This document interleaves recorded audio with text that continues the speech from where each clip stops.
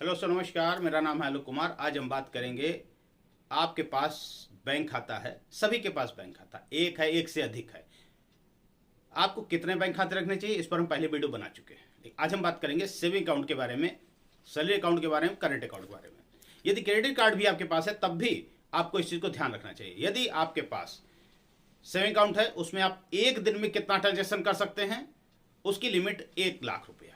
अगर 1 लाख से ज़्यादा एक दिन में अगर ट्रांजेक्शन करते हैं तो आपको दिक्कत हो सकती है। एक साल में कितना कर सकते हैं, चाहे सैलरी अकाउंट हो चाहे सेविंग अकाउंट हो, तो दोनों का जो लिमिट है वो 10 लाख रुपए है।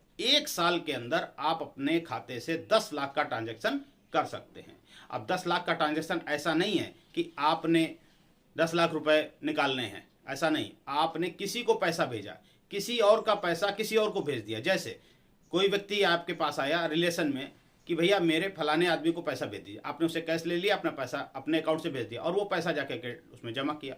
तो जो जमा किया, फिर जमा किया, फिर जमा किया, इस प्रकार से अगर जोड़ा जाएगा वो 10 लाख हो जाता है। तो आपके पास 10 लाख के ऊपर जैसे ही जाता है आपको नोटिस आ सकता है।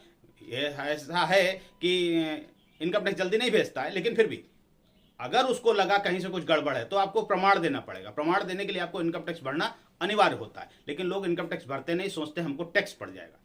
बहुत से ऐसे रास्ते हैं जिसको लेकर के हम इनकम टैक्स देने से ही बच सकते हैं, लेकिन आपको आईटीआर भरना बहुत जरूरी होता है।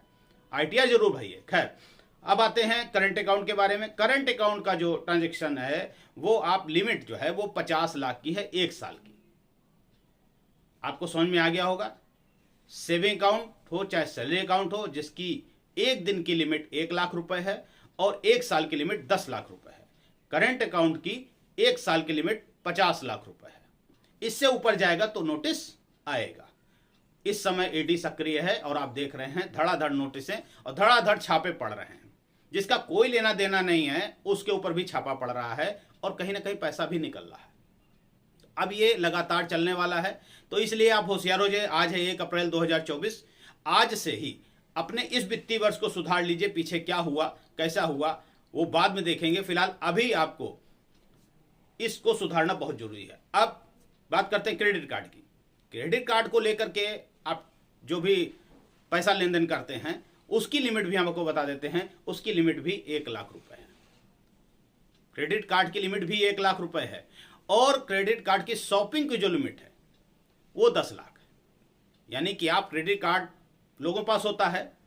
वैसे मैं तो हमेशा विरोधी रहा हूं, क्रेडिट कार्ड नहीं लेना चाहिए, लेकिन जरूरी अगर है तो बहुत ही संभाल कर। क्रेडिट कार्ड एक तरीके से अगर आप जरा सा चूके तो कहीं ना कहीं वो पूरा जितना हमने रिवार्ड पॉइंट और जो भी कमाया है वो सब उसमें लेकर चला जाएगा।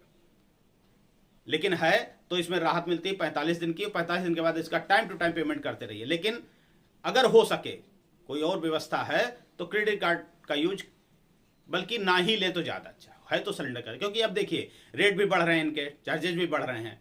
खैर, अब ब्याज कितना कमा सकते हैं साल भर में, इस पर बात कर लेते हैं। सबसे उत्तम जो ब्याज है वो एफडी का होता है। सेविंग अकाउंट में अगर आप पैसा रखते हैं तो जो भी पैसा रखेंगे उसका साल भर में बैंक देती है 3 से 4% का ब्याज देती है।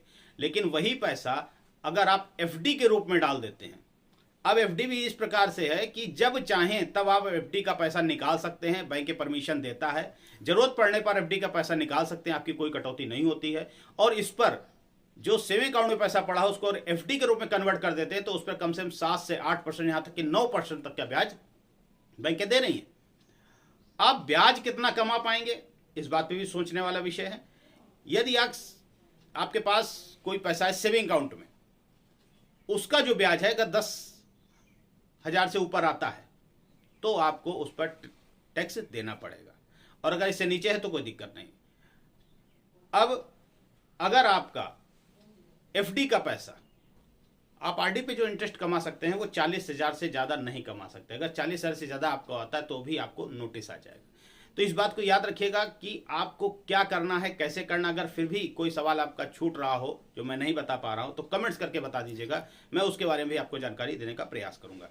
चैनल पर पहली बार आए हैं तो सब्सक्राइब कर दीजिएगा, वीडियो को शेयर कर दीजिएगा। बहुत उपयोगी वीडियो है। 2024-25 के वित्तीय वर्ष में आपको क्या क्या सावधानियां रखनी है जिससे आपका दिक्कत ना हो चैनल का नाम फाइनेंशियल लॉ है, जिसमें हम आपको यही बताते हैं कि आपको किस तरीके से अपने फाइनेंशियल सिस्टम को अपडेट रखना है, कंप्लीट रखना है, जरूरत पड़ने पर आपको कहां से लोन लेना है, कहां से नहीं लेना है, लोन ले लिया है दे नहीं पा रहे हैं तो इस पर आपको क्या क्या सावधानियां बरतनी चाहिए।